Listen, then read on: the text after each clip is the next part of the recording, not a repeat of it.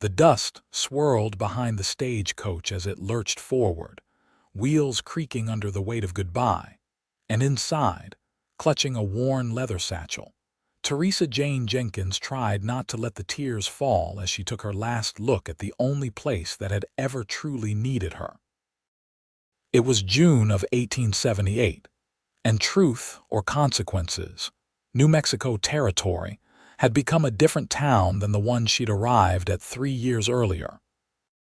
The silver mine that had sustained the community had played out 6 months ago, and families were leaving in droves, heading east to more prosperous towns or west to California's promises. The schoolhouse she'd poured her heart into now stood with only 7 students where there had once been 32. The town council had apologized profusely when they'd let her go, but there simply wasn't enough money to pay a teacher's salary anymore. Teresa pressed her gloved hand against the stagecoach window, watching the dusty Main Street roll past. She was 24 years old, unmarried, and heading back to her sister's house in St. Louis, where she would become what she'd always feared, a spinster dependent on family charity, her dreams of making a difference reduced to helping raise someone else's children. The driver cracked his whip, and the horses picked up speed as they cleared the edge of town. Teresa closed her eyes, trying to memorize everything about this place that had felt like home. The smell of juniper and sage on the hot wind, the way the mountains turned purple at sunset, the sound of children's laughter echoing through her classroom when she'd taught them something that made their eyes light up with understanding. A shout from outside made her eyes snap open. The driver was yelling something she couldn't quite make out. Teresa leaned toward the window and saw a horse and rider galloping alongside the stage, matching its pace despite the speed. Dust billowed around them both, and through it she could make out a tall man in worn leather chaps and a dark hat pulled low against the sun. The rider urged his horse closer, and Teresa's heart jumped into her throat. Was this a robbery? She'd heard stories of desperate men stopping stages in these parts, though it had never happened on this route before. Her hand instinctively went to the small cameo brooch pinned at her throat, the only thing of value she owned, a gift from her mother before she'd passed. But then the rider pulled alongside her window, and she recognized him. Kade Mitchell, one of the local ranch hands who worked at the bar spread just north of town.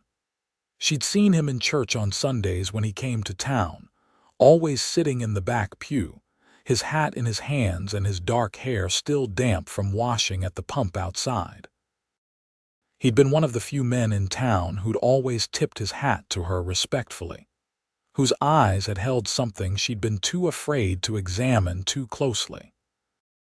He was riding dangerously close to the stage now, and when he caught her looking, he called out over the thunder of hooves and wheels, "Miss Jenkins, please, I need you to stop this stage." Teresa felt her face flush. What could he possibly want? The driver was shouting at him to get back, that he was going to get himself killed riding so close, but Kade didn't pull away. Instead, he reached out and grabbed hold of the stage itself, using it to steady himself as he rode. "Please." He shouted again, and there was something in his voice that made Teresa lean forward and bang on the ceiling of the coach, signaling the driver to stop. The stage began to slow, and Kade dropped back slightly, his horse prancing sideways as they came to a halt in a cloud of dust. Teresa's heart was pounding so hard she could hear it in her ears. She sat frozen in her seat as the door swung open and Kade Mitchell stood there, breathing hard, his chest heaving from the hard ride. He was taller than she'd realized, probably 6 feet or more, with broad shoulders and strong, work-roughened hands that he now held out toward her in supplication. His face was sun-browned and honest, with lines around his eyes from squinting at distant horizons. He couldn't have been more than 27 or 28, still young but weathered by the hard life of a working cowboy. "Miss Jenkins," he said, and his voice was quieter now but no less urgent. "I know I got no right to stop you like this. I know you probably think I'm crazy.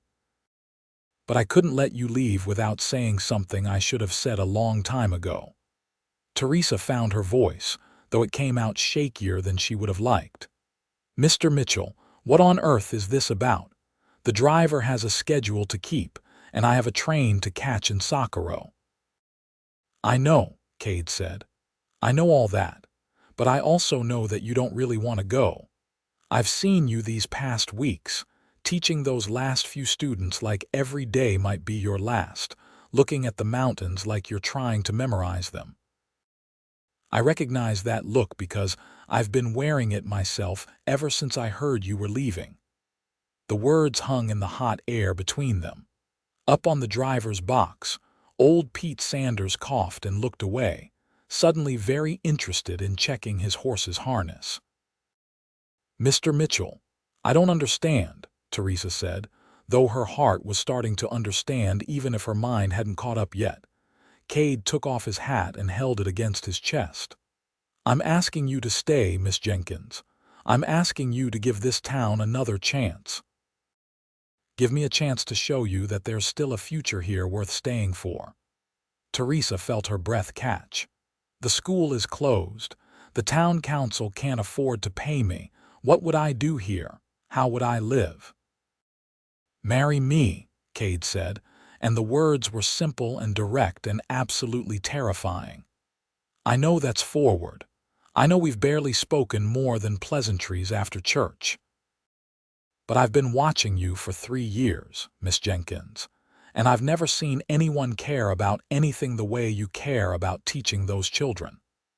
I've never seen anyone look at a sunset the way you do, like it's a gift you're grateful for. I've never seen anyone belong somewhere the way you belong here, even if you don't know it yet." Teresa's hands were trembling. She gripped her satchel tighter to hide it. "You don't know me. You don't know anything about me beyond what you've observed from a distance." "Then let me get to know you," Kade said. He took a step closer to the stage door. "I'm not asking you to marry me today. I'm asking you to not get on this stage. I'm asking you to give me a chance to court you properly, to show you that staying here doesn't mean giving up your dreams. It means building new ones." "On what?" Teresa heard herself ask. The practical part of her, the part that had learned early that dreams didn't pay for food or shelter, was already listing all the reasons this was impossible.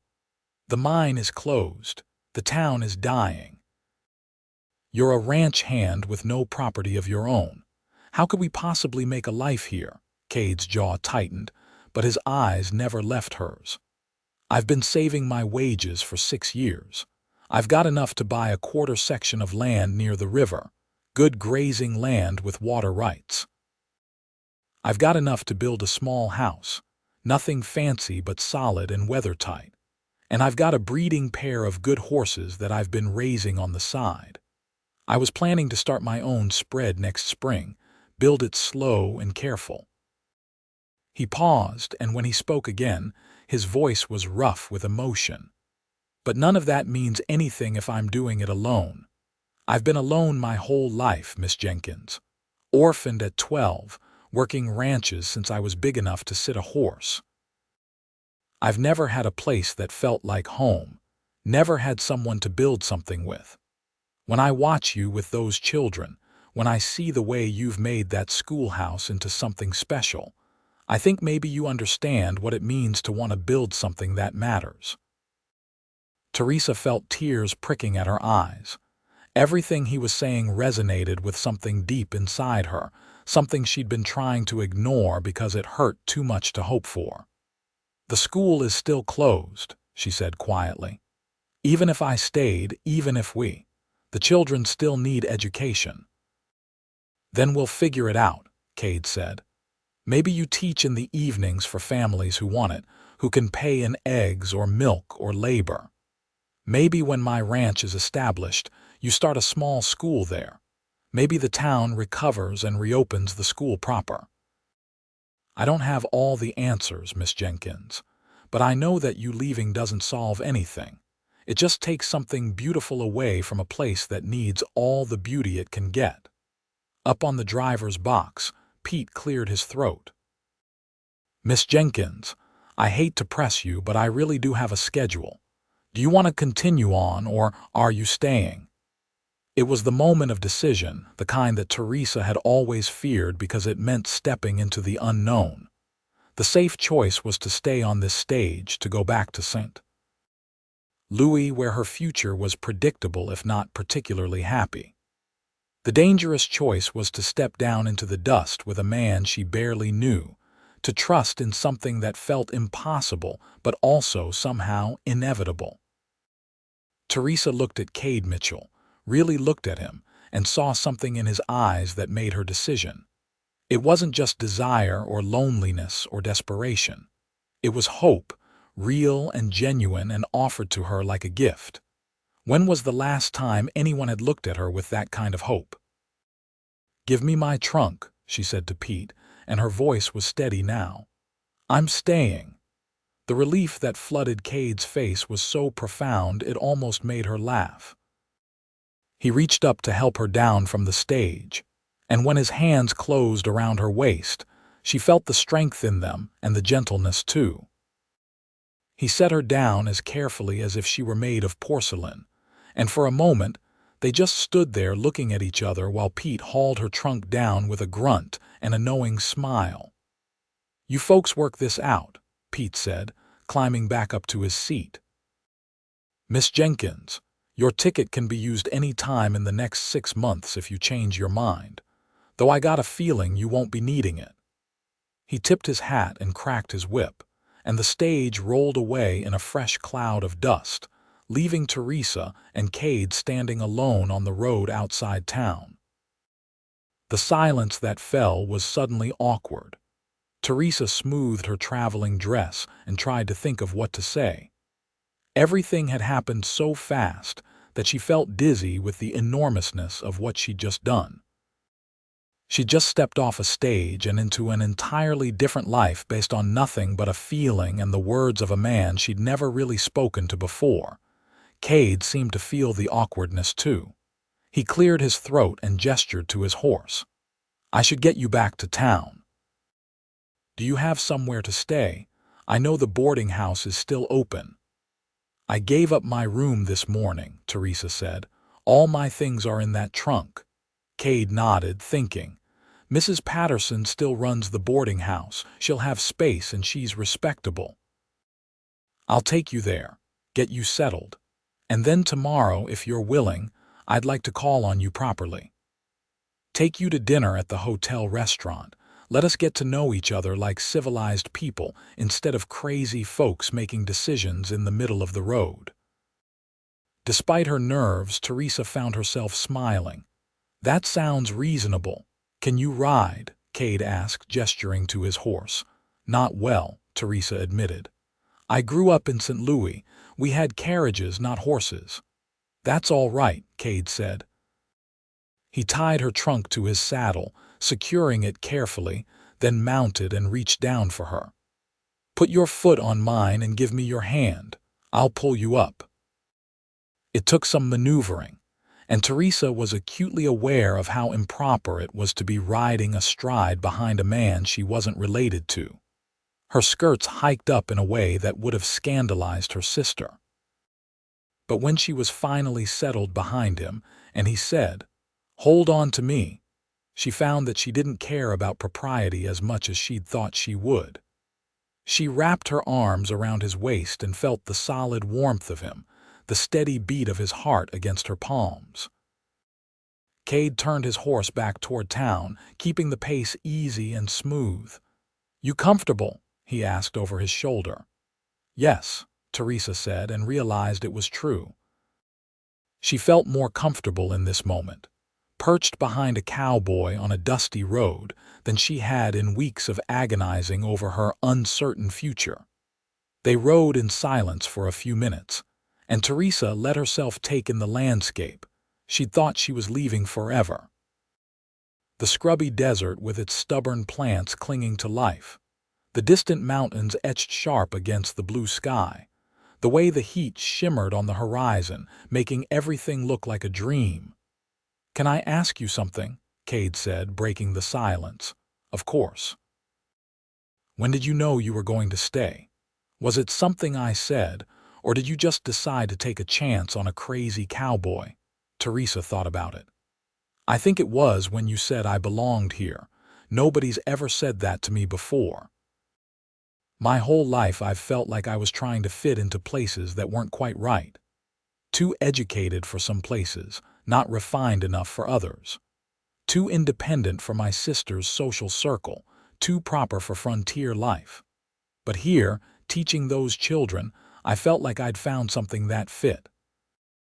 And then it was being taken away from me, and I was trying to tell myself it was for the best, that I should be practical and sensible and go where there was security."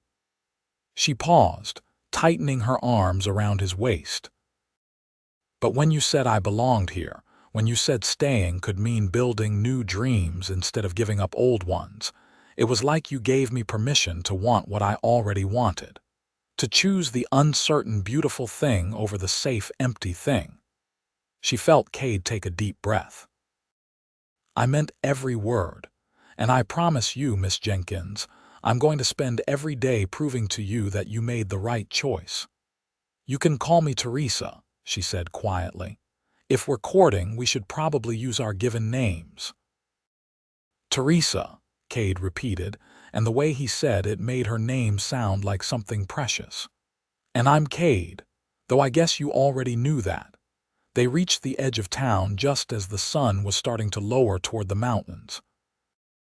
Truth or consequences looked different to Teresa now, coming back instead of leaving. The buildings that had seemed sad and worn this morning now looked resilient, stubborn survivors holding on despite the hard times. The few people on the street looked up in surprise as Kade rode in with Teresa behind him, and she could see the questions forming on their faces. Kade stopped in front of the boarding house, a two-story building with a wide porch that Mrs. Patterson kept swept clean. He dismounted first, then helped Teresa down with the same careful gentleness he'd shown before. Mrs. Patterson came out onto the porch, wiping her hands on her apron. She was a widow in her 50s, stern but fair, and she'd always been kind to Teresa. "Miss Jenkins, I thought you left on the morning stage." "Change of plans, Mrs. Patterson," Teresa said, trying to keep her voice steady. "I'm going to need a room after all if you have one available." Mrs. Patterson's shrewd eyes moved from Teresa to Kade and back again. A small smile played at the corners of her mouth. "I see. Well, I do have a room, your old one in fact. I hadn't had time to rent it out yet." She looked at Kade. "And will you be needing a room too, Mr. Mitchell?" "No, madam," Kade said respectfully. "I've got a bunk at the ranch. I just wanted to make sure Miss Jenkins was settled properly." Mrs. Patterson nodded her approval. "Come on then, both of you. Let's get that trunk upstairs." Kade carried the trunk up to Teresa's room, a small but clean space with a window overlooking the main street. It had a narrow bed, a washstand, a small desk, and a wardrobe. It was the same room Teresa had lived in for 3 years, and seeing it again felt like coming home. After Kade set down the trunk, he stood awkwardly near the door. "I should go. Let you get settled.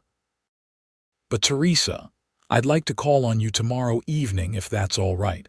Say around 5 o'clock. We could have dinner and talk properly." "I'd like that," Teresa said. Now that they were inside, in a small room with a bed visible in the periphery, she was acutely aware of the intimacy of the situation.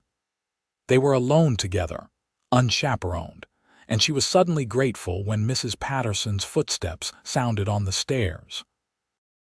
Kade heard them too and moved toward the door. "Until tomorrow, then."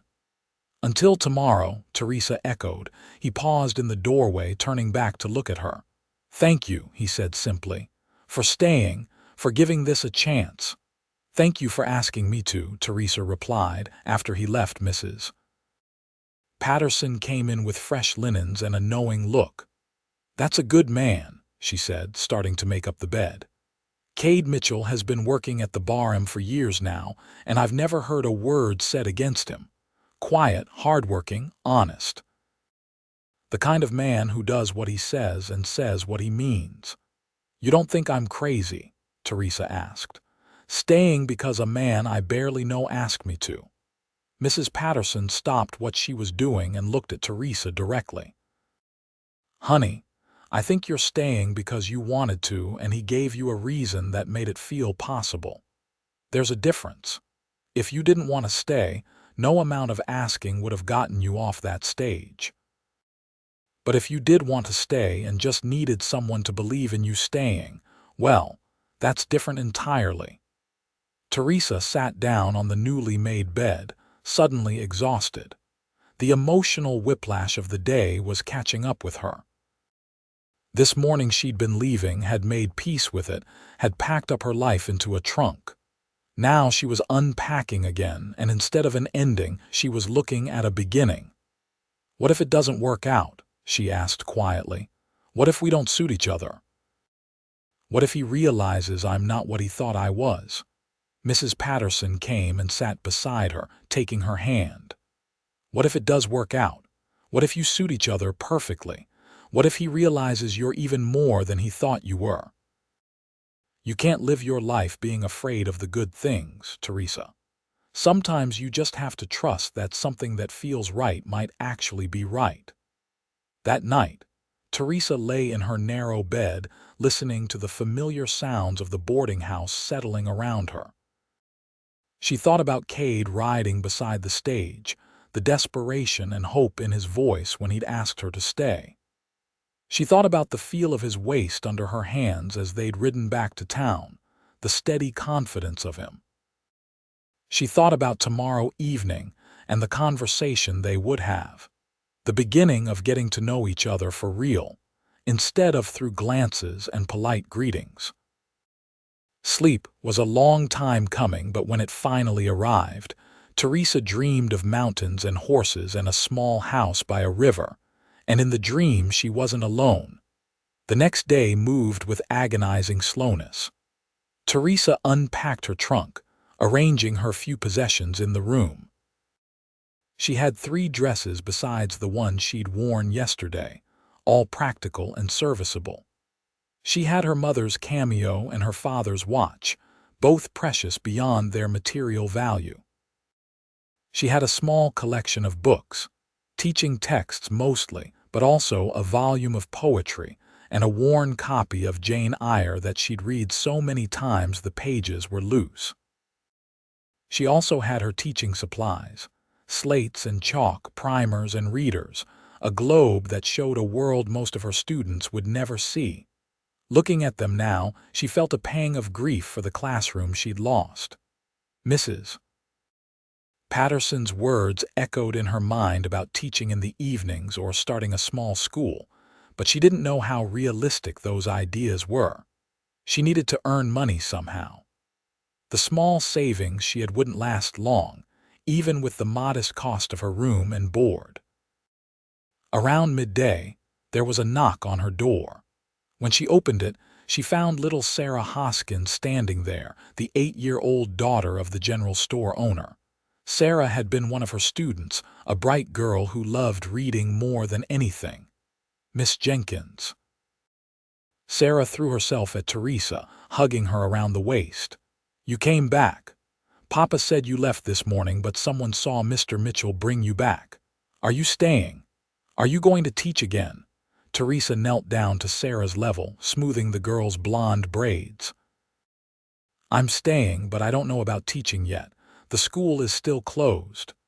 But you could teach us anyway, couldn't you?" Sarah's blue eyes were pleading. "Mama says education is important even when times are hard, maybe especially when times are hard. She says that's when we need it most, to have hope for better days." "Your mother is a wise woman," Teresa said. "Tell you what, let me get settled and figure some things out and we'll see what's possible." "All right." Sarah nodded enthusiastically and ran off, and Teresa heard her shouting to someone on the street that Miss Jenkins was staying and might teach again. Within an hour, 3 more families had sent word asking if Teresa would be willing to do some tutoring, offering to pay in trade since cash money was scarce. By the time 5 o'clock came around and Kade knocked on the boarding house door, Teresa had the beginnings of a plan forming. Mrs. Patterson showed him into the small parlor where Teresa was waiting, and when she saw him, her heart did a strange little skip. He'd cleaned up, shaved, and put on a clean shirt that looked new or at least carefully saved for special occasions. His dark hair was neatly combed, still slightly damp, and he held his hat in his hands in that way she remembered from seeing him at church. He looked nervous, which somehow made her feel better about her own nervousness. "Teresa," he said, and there was something in his eyes that made her feel seen in a way she'd never experienced before. "You look lovely." Teresa had changed into her best dress, a deep blue cotton with small white flowers. It wasn't fancy, but it was clean and pressed and made her gray eyes look more blue than gray. "Thank you. You look very nice, too." They walked to the hotel together, a respectable distance between them, very aware of the eyes watching from windows and doorways. News traveled fast in a small town, and by now everyone would know that the schoolteacher had come back, and Kade Mitchell had something to do with it. The hotel restaurant was the nicest place to eat in Truth or Consequences, which wasn't saying much. It had mismatched tables and chairs, but the floors were swept clean and there were actual tablecloths, even if they were faded from many washings. The owner, a round German man named Dieter, greeted them with a huge smile. "Mr. Mitchell. And Miss Jenkins, I heard you had returned. This is wonderful news. Please sit. Tonight I have roast chicken and potatoes, very good." They sat across from each other at a small table by the window. For a moment neither of them spoke, and then they both started talking at once. "I wanted to tell you, I've been thinking." They stopped, laughed, and some of the tension broke. "You first," Kade said. Teresa took a breath. "I've been thinking about what you said yesterday about figuring things out. Some families have already asked if I would tutor their children in the evenings. They can't pay much, mostly trade goods, but it's something. It would give me a way to still teach, to still do what I love while also earning my keep. I wanted you to know that, so you don't think I'm expecting you to support me or that I'm staying entirely because of you." Kade leaned forward, his forearms on the table. "Teresa, I want you to know something. When I asked you to stay, when I mentioned marriage, I wasn't trying to make you dependent on me.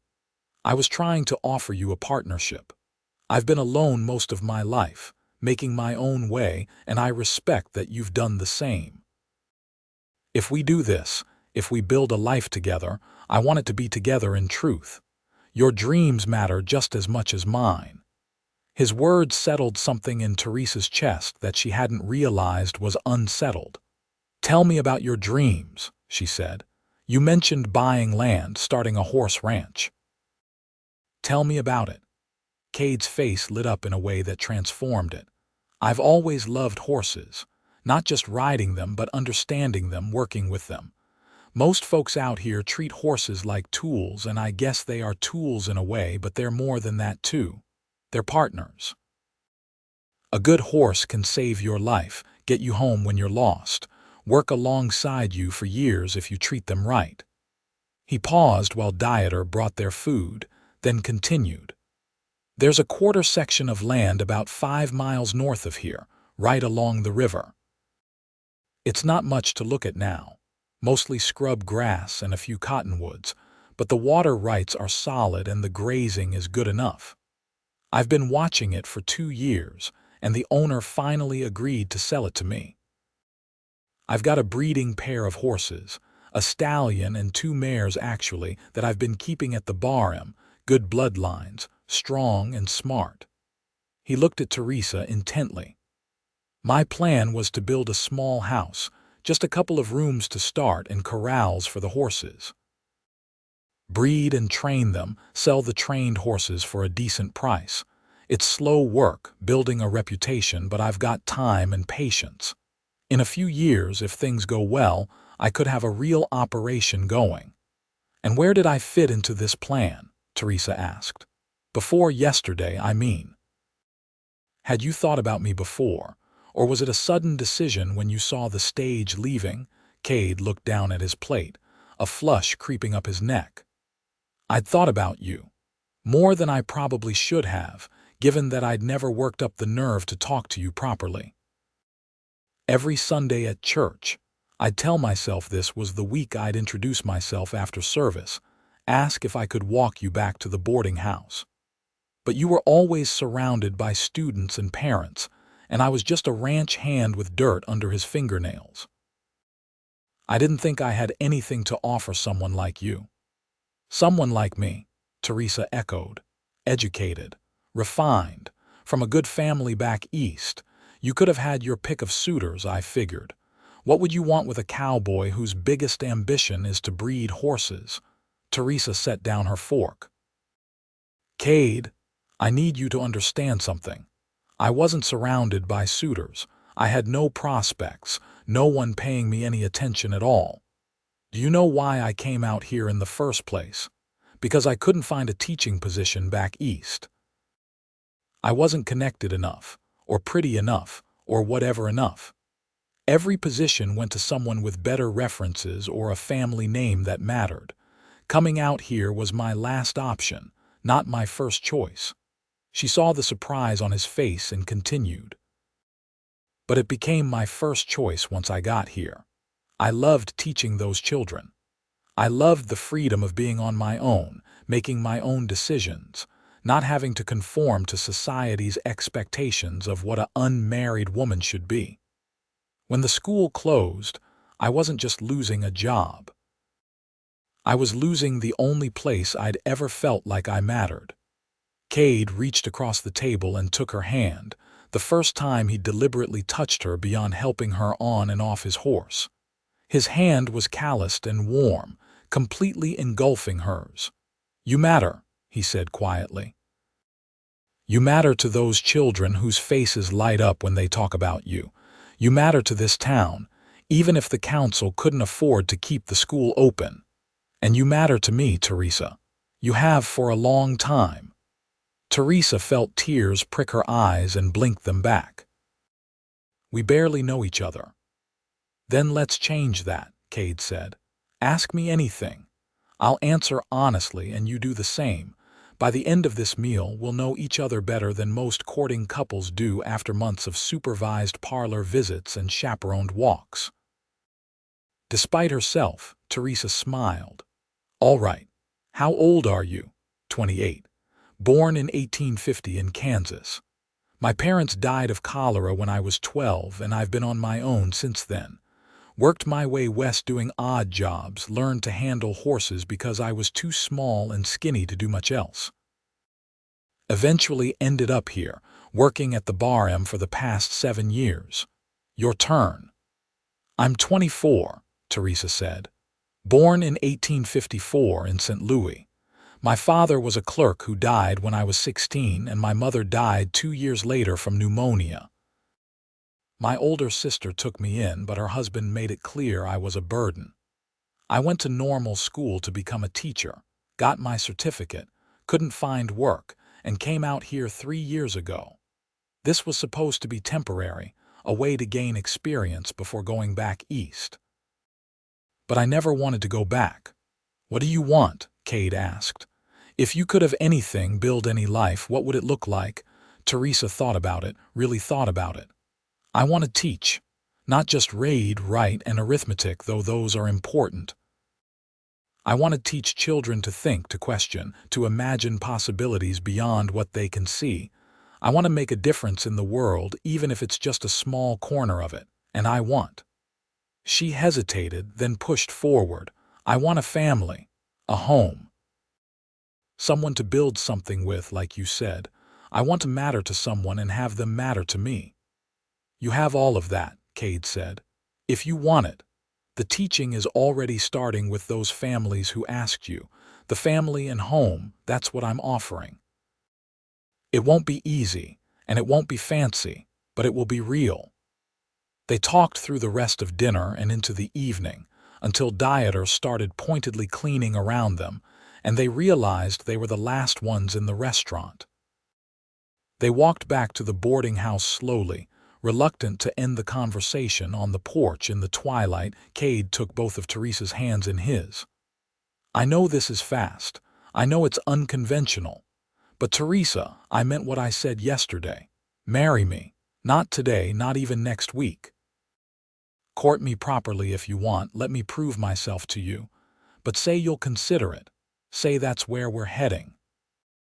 Teresa looked up at him, at this man who'd ridden beside a moving stage to ask her to stay, who'd laid out his dreams and listened to hers, who was offering her a partnership instead of a rescue. I'll consider it, she said. I'm considering it right now, actually. And I think my answer is going to be yes, Teresa said. I think it might have been yes from the moment you asked me to stay. But you're right, we should do this properly. Court me, Kade Mitchell. Show me your land and your horses and your dreams. Let me show you mine. And when we're both sure, when we both know this is right, then we'll talk about wedding dates. Kade's smile was like sunrise. He lifted her hand to his lips and kissed it gently, a gesture so old-fashioned and sweet it made Teresa's heart flutter. I'll call on you tomorrow, he promised. And the day after that, and the day after that, until you're sick of seeing me. I don't think that's possible, Teresa said softly. She watched him walk away into the darkness, his tall figure eventually disappearing into the night. When she went inside, Mrs. Patterson was waiting with a knowing smile and a cup of tea, and they sat together in the kitchen while Teresa told her everything. The next weeks passed in a blur of happiness Teresa had never experienced before. Kade called on her every evening after his work at the ranch was done. They would walk together through the town and out into the desert beyond, talking about everything and nothing.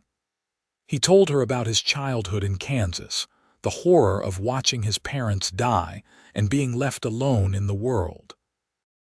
She told him about her father's gambling debts, her mother's slow decline, the cold charity of her sister's household. They talked about books, and she was surprised to learn he was an avid reader despite his rough exterior. He borrowed books from her small collection, and they discussed them on their walks. They talked about politics and religion and the future of the West. They argued sometimes, good-natured disagreements that challenged them both. And Teresa found she loved the way Kade listened to her opinions, really listened, even when he disagreed. He took her to see his land on a Sunday afternoon, riding out together on his horse with her seated in front of him this time, his arms around her as he held the reins. The land was as he described it, raw and wild but with a beauty that took her breath away. The river ran clear and cold, lined with cottonwoods that provided shade. The grass was sparse but adequate, and the views of the mountains were spectacular. The house will go there, Kade said, pointing to a slight rise that overlooked the river. High enough that spring floods won't be a problem, with a good view so we can see anyone coming. 3 rooms to start, a main room with a kitchen area and 2 bedrooms. We can add on later if we need to. When we need to, Teresa corrected, and saw his eyes light up at the implication. He showed her the horses he was so proud of, a magnificent black stallion named Thunder and 2 mares, 1 bay and 1 gray, named Copper and Misty. They were indeed beautiful animals, powerful and intelligent. Kade handled them with a gentleness that made Teresa's heart ache. The way he touched them, talked to them, she could see the kind of father he would be, patient and kind and strong. Meanwhile, Teresa's informal teaching was growing.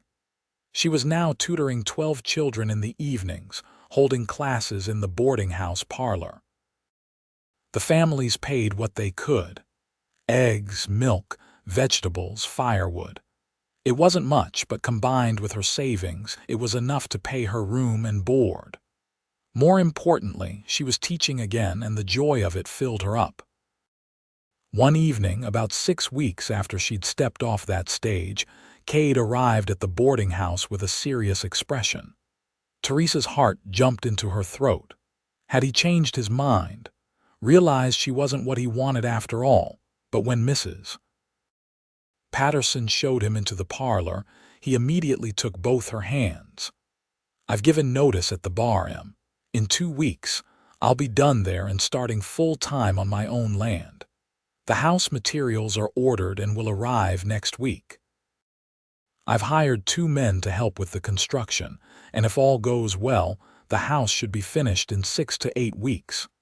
He paused, and his hands tightened on hers. "Teresa, I know we agreed to court properly, and I feel like we have. We've spent nearly every evening together for 6 weeks. I know you now, know your heart and your mind and your dreams, and I love what I know. I'm in love with you, have been since long before I had the courage to ride after that stage." Teresa's breath caught. He'd said it, the words she'd been feeling but had been afraid to voice first. "So I'm asking again, properly this time," Kade continued. "Teresa Jane Jenkins, will you marry me? Will you build a life with me on that land by the river? Will you be my partner and my wife and the mother of my children, if God grants us any? Will you let me spend the rest of my life proving to you every day that you made the right choice when you stepped off that stage?" Teresa felt tears streaming down her face, but she was smiling through them. "Yes," she said. "Yes to all of it. I love you too, Kade. I think I have since the moment you rode beside that stage, looking at me like I was worth chasing after. You make me brave enough to want things I thought I couldn't have." Kade pulled her close, holding her against his chest, and she could hear his heart pounding as fast as hers.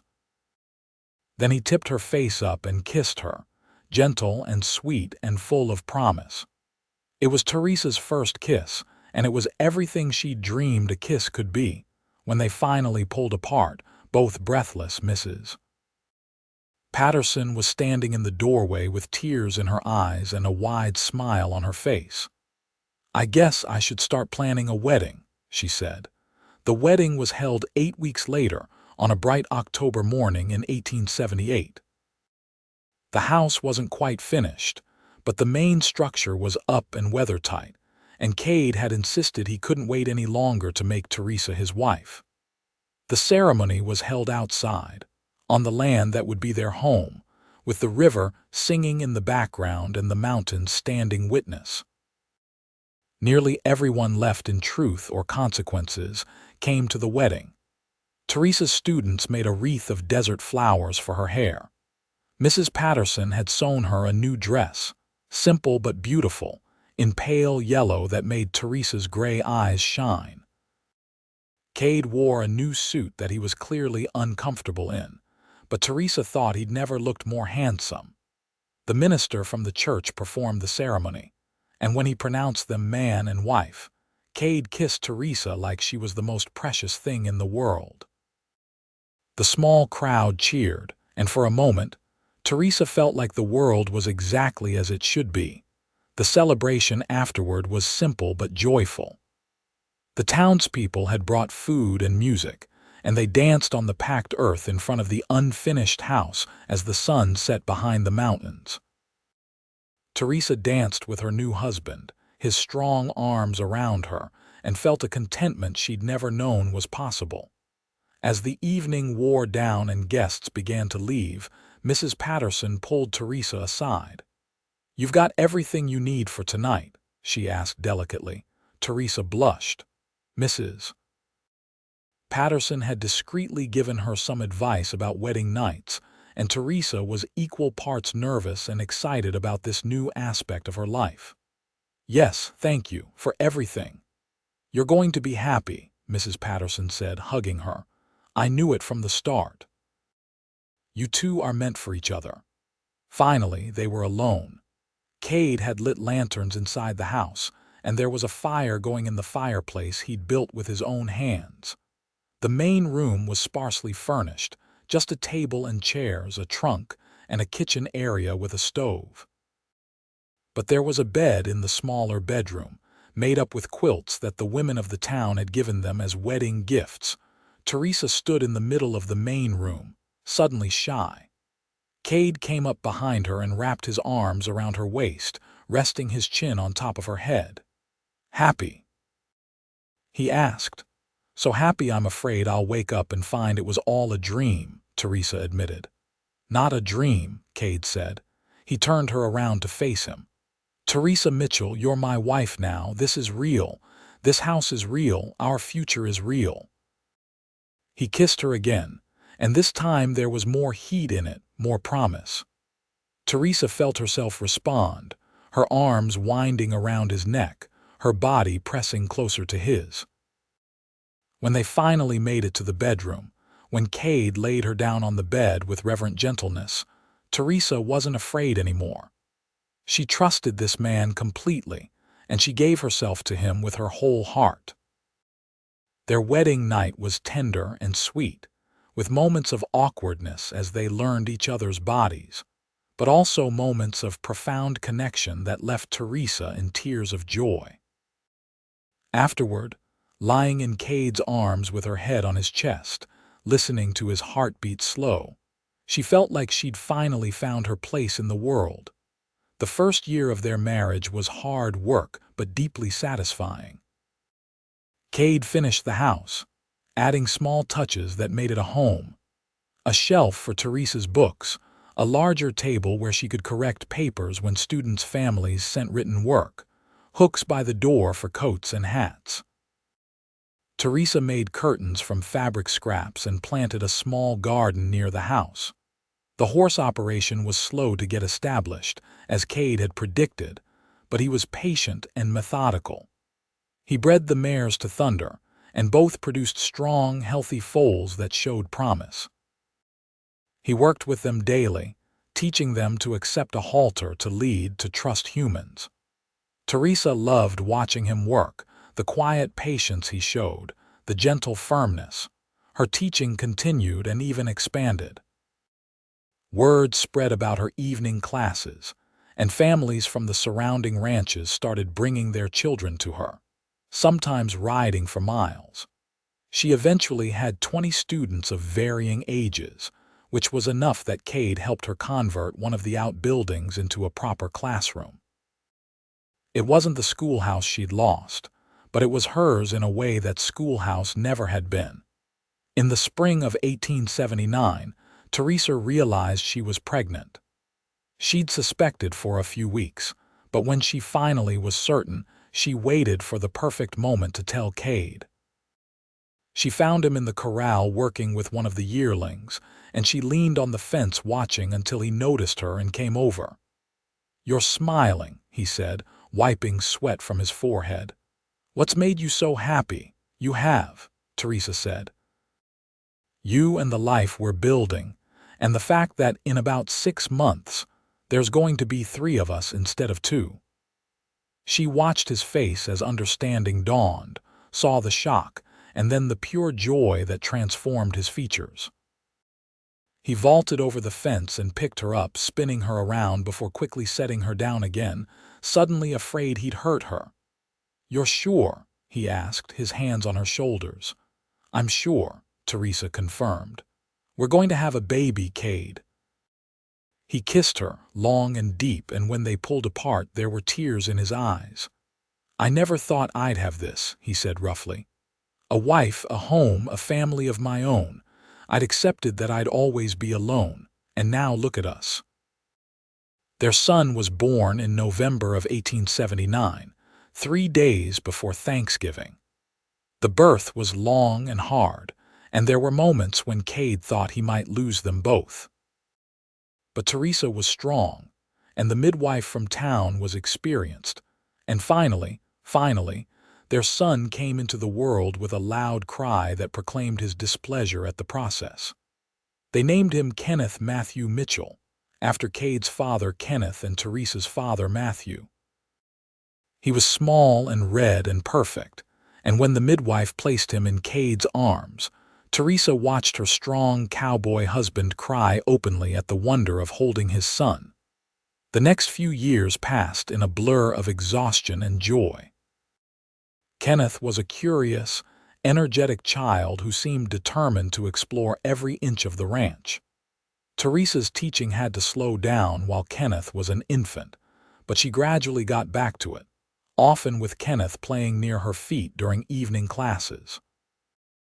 The older students loved him, and he seemed to soak up learning from his earliest moments.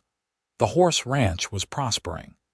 Kade had developed a reputation for training reliable, intelligent horses, and he could barely keep up with demand. He hired 2 steady hands to help with the work, young men from town who needed employment.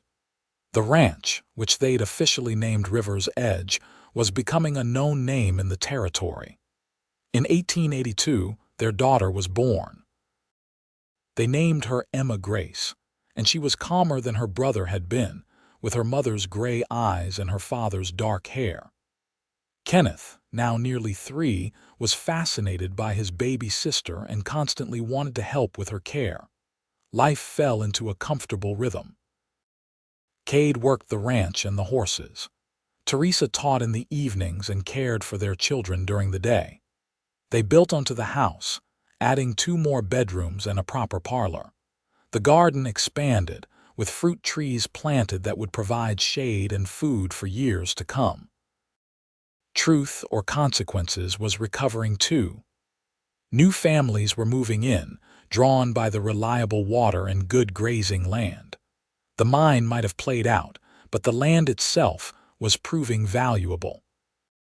There was talk of officially reopening the school, and several people had approached Teresa about becoming the teacher again. She was conflicted about it. She loved teaching at the ranch, the informal nature of it, the way she could include her own children. But the schoolhouse would mean a regular salary, benefits for the town's children, a chance to really build a structured educational program. She talked it over with Kade one evening after the children were asleep. They were sitting on the porch they'd added to the house, watching the stars come out over the mountains. "What do you want to do?" Kade asked. "Not what you think you should do, not what would be best for everyone else. What does Teresa want?" "I want both," Teresa admitted. "I want to teach at the school and make a difference there, but I also want to be here with the children, watching them grow. I want to have my own classroom again, but I don't want to give up the freedom of teaching how and what I want." Kade was quiet for a moment, thinking, what if you did both? Take the school position, but make it clear you can only do morning classes. Come home at midday to be with Emma and Kenneth. You could still do your evening classes here for the ranch families who can't make it to town. "That would be exhausting," Teresa said. "You're the strongest person I know," Kade replied. "If anyone can do it, you can, and I'll help however I can. Kenneth is old enough to come to school with you, and Emma can come when she's a bit older. We'll make it work if it's what you want." Teresa leaned her head on his shoulder. "How did I get so lucky to find you?" "I'm the lucky one," Kade said. "I'm the one who got the woman smart enough and brave enough to step off that stage." In the fall of 1883, Teresa became the official teacher at the Truth or Consequences school again. The town council, flush with funds from new homesteaders, had reopened the school and eagerly accepted Teresa's conditions about morning-only classes. Kenneth attended with her, sitting in the front row with the other young children, and Emma came along too, playing in a corner of the classroom with toys while her mother taught. It was exhausting, as Teresa had predicted, but it was also deeply fulfilling. She had her classroom back, with its slate boards and rows of desks and the smell of chalk dust that she loved. She had structure and curriculum, and the satisfaction of watching children master difficult concepts. But she also had her afternoons and evenings with her family, her informal teaching at the ranch, her garden and her home. Years passed. Kenneth grew tall and strong like his father, with a natural way with horses that made Kade beam with pride. Emma was quieter but equally bright, with a love of books that rivaled her mother's. In 1886, they had another son, James Thomas, who was a perfect blend of his siblings' personalities. River's Edge Ranch became one of the most successful horse operations in the territory. Kade's reputation spread beyond New Mexico, and buyers came from as far as Colorado and Texas to purchase his horses. He never got too big, never hired more than 4 hands at a time, keeping the operation personal and manageable. Teresa taught at the school for 15 years, watching a generation of children grow up under her instruction. Some of them went on to college, a few became teachers themselves, many stayed in the area and built good lives. She never forgot that she almost left, almost missed all of this because she thought the opportunity was gone. On their 20th wedding anniversary in 1898, Kade surprised her with a trip. They left the children with Mrs. Patterson, who was older now but still sharp and capable, and rode out to the spot where the stage had been when Kade had ridden beside it and asked her to stay. They stood there together, his arm around her waist, looking back toward town. "Do you ever regret it?" Kade asked. "Staying? Choosing this life instead of going back east?" Teresa looked up at him, at the man who'd chased after her when she was leaving, who'd offered her a partnership and kept that promise every day for 20 years. She thought about their children, their home, the students she'd taught, the life they'd built together out of hope and hard work. "Not for a single moment," she said. "You gave me everything I didn't know I wanted. You gave me a home, a family, a purpose. You gave me love, real love, the kind that weathers hard times and celebrates good ones. You gave me the courage to choose joy over safety, possibility over certainty." She turned in his arms to face him fully. "Thank you for riding beside that stage. Thank you for asking me to stay. Thank you for every day since then." Kade kissed her, 20 years of love in that kiss, and when they pulled apart, both of them had tears in their eyes. "I would do it all again," he said. "Ride beside 100 stages, chase you to the ends of the earth. You're worth it, Teresa. You've always been worth it." They rode back to the ranch together as the sun set behind the mountains, painting the sky in shades of orange and purple and gold. The house came into view, larger now than that first small structure, but still the same in the ways that mattered. Smoke rose from the chimney. Lights glowed in the windows. Their children were waiting inside, along with a lifetime of memories and the promise of more to come. As they dismounted and walked hand in hand toward the house, Teresa thought about all the moments that had led to this one. The desperation of leaving, the miracle of being asked to stay, the courage it took to choose love over fear. She thought about 20 years of marriage, 3 children, countless students, a successful ranch, a life richer than anything she could have imagined sitting on that stage. Kenneth came running out to greet them, 17 now and nearly as tall as his father. "Ma, Pa, Grandma Patterson said you went to some mysterious location and wouldn't tell us where." "Just taking a trip down memory lane," Kade said, ruffling his son's hair. Emma appeared in the doorway, 15 and beautiful, with little James at her side. "Well, come inside before supper gets cold. Grandma Patterson helped us make your favorite, Ma." They all went inside together, the whole family, into the warmth and light of the home they'd built. And as Teresa looked around the table at the faces of the people she loved most in the world, she sent up a silent prayer of gratitude for stagecoaches and cowboys, and the courage to choose love when it came riding beside you, asking you to stay. The years continued to unfold with their mixture of joy and challenge. Kenneth married at 22, bringing home a sweet girl named Lucy from a neighboring ranch. They built a house on River's Edge land, and Kenneth took over more of the horse operation as Kade's joints began to ache from decades of hard work. Emma went away to normal school just like her mother had, then came back to Truth or Consequences and started teaching at the school alongside Teresa. James, their youngest, surprised everyone by becoming more interested in books and law than horses and ranching. When he was 20, he left for college in the East, the first in their family to pursue higher education beyond teaching. Teresa and Kade were proud beyond measure, even though they missed him terribly. Grandchildren came. Kenneth and Lucy had 4 children in 5 years, and the ranch rang once again with the sound of children's laughter. Teresa taught them all, watching the next generation learn and grow with the same joy she'd felt teaching their parents. In 1905, Mrs. Patterson passed away peacefully in her sleep at the age of 83. Her funeral was attended by nearly everyone in town and many from surrounding areas. She'd been a fixture in Truth or Consequences for decades, and her passing marked the end of an era.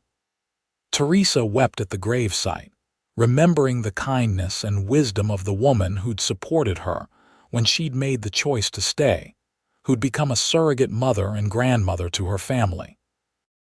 Kade held her as she cried, his own tears falling into her hair. They were 60 and 56 now, with gray in their hair and lines on their faces, but their love had only deepened with time. They'd weathered droughts and illness, economic panics and personal losses, and through it all, they'd held onto each other. In 1910, they celebrated their 32nd anniversary with their whole family gathered at the ranch. Kenneth and Lucy with their 4 children. Emma, now married to a rancher named William with 3 children of her own. James, home from his law practice in Santa Fe with his wife Sarah and their first baby. 23 people in total, all connected by the love story that had started when a cowboy rode beside a stage and asked a schoolteacher to stay. After dinner, Kenneth raised his glass in a toast. "To Ma and Pa," he said, "who taught us that love is about partnership, that dreams are worth chasing, and that the best things in life are worth taking risks for. Thank you for showing us what a good marriage looks like, for building this ranch and this family, for giving us a legacy we're proud to carry forward." Everyone echoed the sentiment, glasses raised, and Teresa looked around the crowded room with tears in her eyes.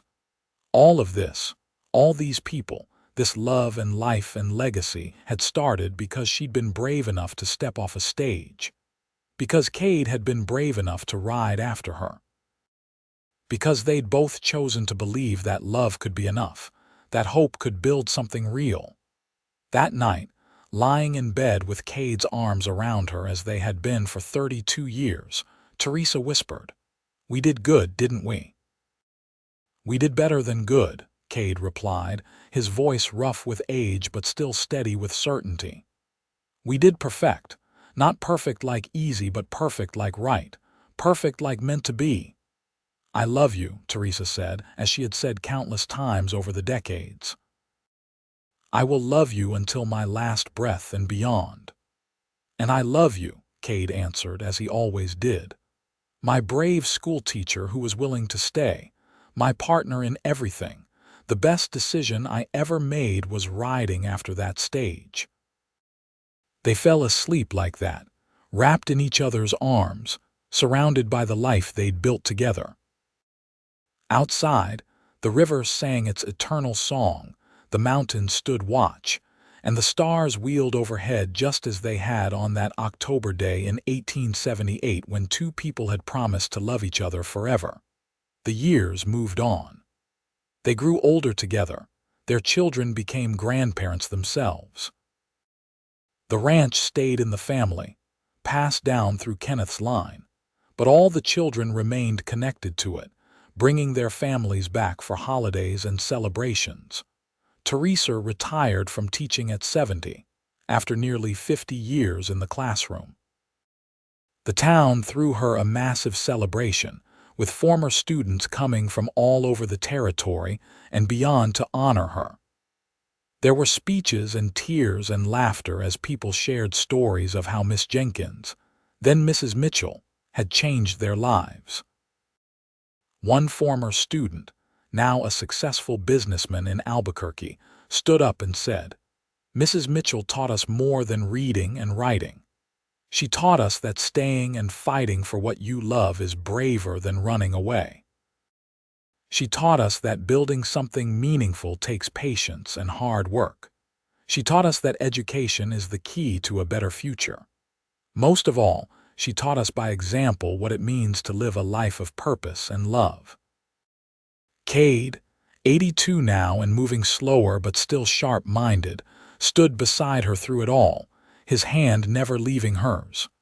They were a unit, inseparable, the kind of couple that young people looked at and thought, "That's what I want. That's what real love looks like."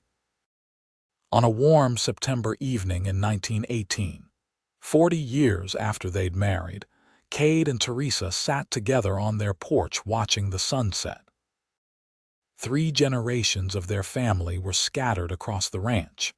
Children and grandchildren and great-grandchildren, all carrying forward the legacy of love and hard work and partnership that had been the foundation of everything. "Do you remember what you said to me that first evening we had dinner?" Teresa asked, her hand in his as it had been for 40 years. "You said I belonged here, that this was my place." "I remember," Kade said. "Every word of that day is burned into my memory.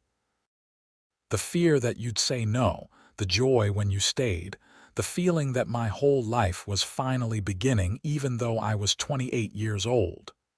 "You were right," Teresa said.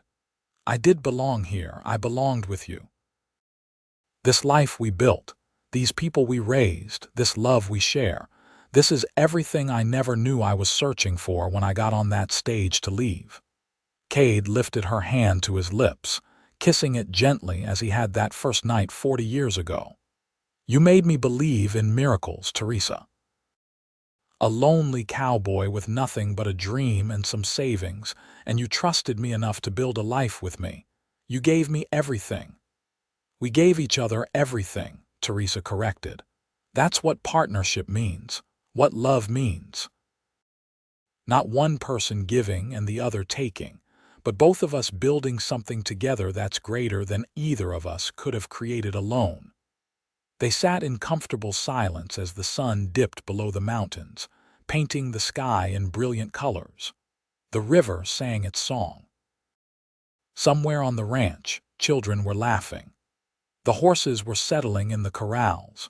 The world was at peace, and so were they.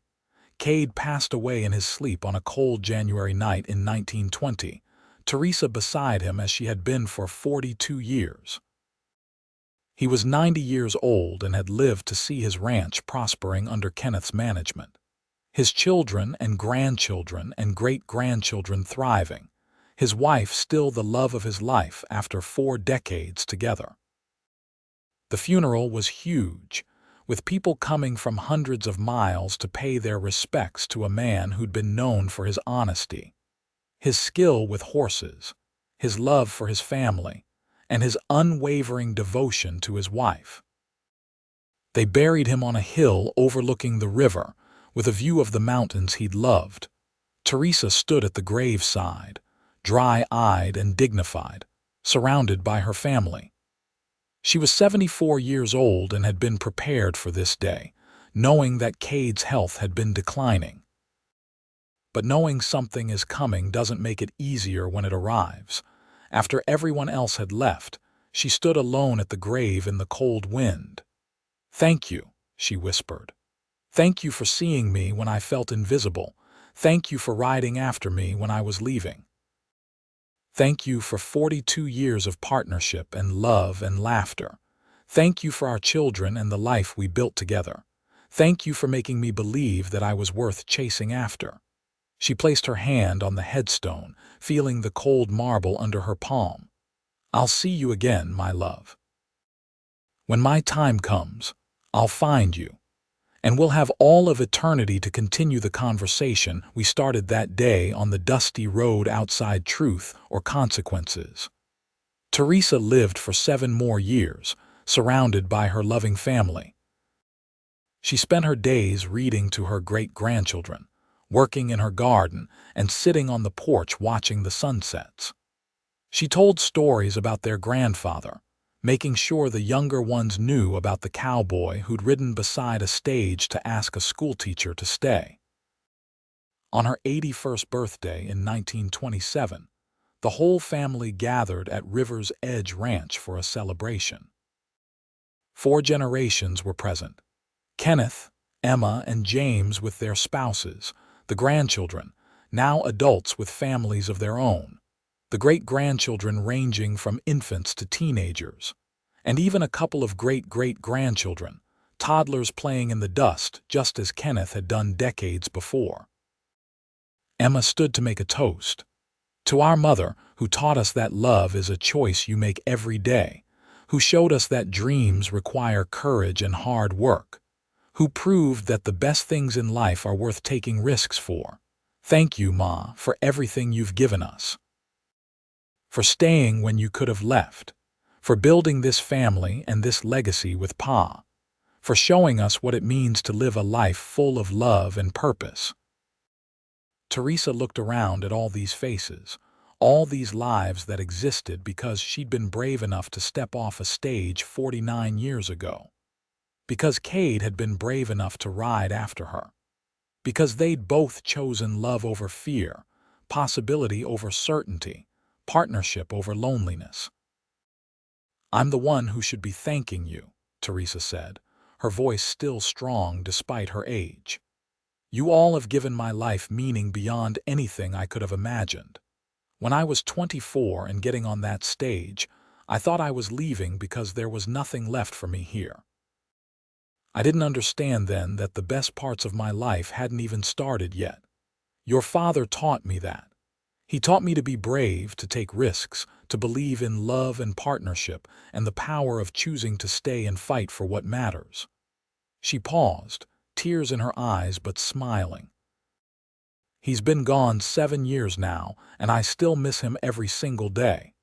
But I also see him in all of you. In Kenneth's patience with the horses, in Emma's dedication to teaching, in James's sense of justice, in all the grandchildren and great-grandchildren. His legacy lives on, and so does our love story. It didn't end when he died. It continues in all of you."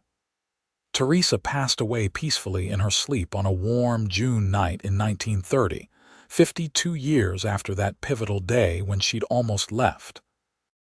She was 81 years old, surrounded by photographs of her family and Kade's worn hat that she'd kept on her bedside table since his death. They buried her next to Kade on the hill overlooking the river, with a double headstone that read, "Kade and Teresa Mitchell. Partners in life, love, and legacy." He rode beside the stage and asked her to stay. She was brave enough to say yes. Together they built a life that mattered. The funeral was even larger than Kade's had been, with former students now in their 60s and 70s coming to pay respects to the teacher who'd changed their lives. There were speeches and tears and stories, so many stories about Teresa's kindness, her dedication, her fierce love for her students and her family. Kenneth, now 70 years old, stood at his mother's grave and told the story one final time. The story of how his father had ridden beside a stagecoach, how his mother had been brave enough to stay, how a love story had begun on a dusty road and grown into a legacy that now encompassed 4 generations. "They taught us that love is a choice," Kenneth said, his voice carrying across the crowd. "Not just once, but every day. They taught us that partnership means building something together that's greater than either person alone. They taught us that the best decisions are sometimes the scary ones, the ones that require courage and faith and hope. They taught us that family is the most important thing, that education opens doors, that hard work pays off, that integrity matters. He paused, looking at the graves of his parents. But most of all, they taught us by example. They showed us what it looks like to love someone truly and completely for a lifetime, to be partners in every sense of the word, to build a life of meaning and purpose, to leave the world better than you found it. He looked out at the assembled crowd, at his siblings and their families, at the extended family that had grown from one cowboy's courage and one schoolteacher's bravery. Their story didn't end today. It continues in all of us. We are their legacy, and we have a responsibility to honor them by living our lives with the same courage, love, and integrity they showed us. To be brave enough to chase after what we love, to be willing to stay and fight for what matters, to build partnerships that last, to create families bound by love, to leave a legacy worth remembering. As the sun set behind the mountains that had watched over Teresa and Kade's whole love story, their family stood together on the hill. 4 generations united by the love story that had started with a desperate ride beside a stagecoach, a brave choice to stay, and a partnership that had created something beautiful and lasting. River's Edge Ranch continued to thrive under Kenneth's management and eventually passed to his children. The schoolhouse in Truth or Consequences, where Teresa had taught for so many years, was eventually named the Teresa Mitchell School in her honor. Her teaching methods and philosophy influenced educators throughout the region for generations. But perhaps the most important legacy was the simplest one. A love story that proved that the right person at the right time asking you to stay could change everything. That courage and hope and partnership could build a life worth living. That love, real love, the kind that weathers decades and difficulties and daily life, was worth every risk required to find it. And on quiet evenings when the wind blew just right across River's Edge Ranch, people swore they could feel the presence of the cowboy and the schoolteacher who'd built it all. Still together, still partners, their love story continuing in the land they'd claimed, the family they'd created, and the legacy they'd left behind. A legacy that said, be brave enough to stay. Be brave enough to chase what you love. Be brave enough to build something that matters. And when you find your person, your partner, hold on tight and never let go, because that is the greatest adventure of all.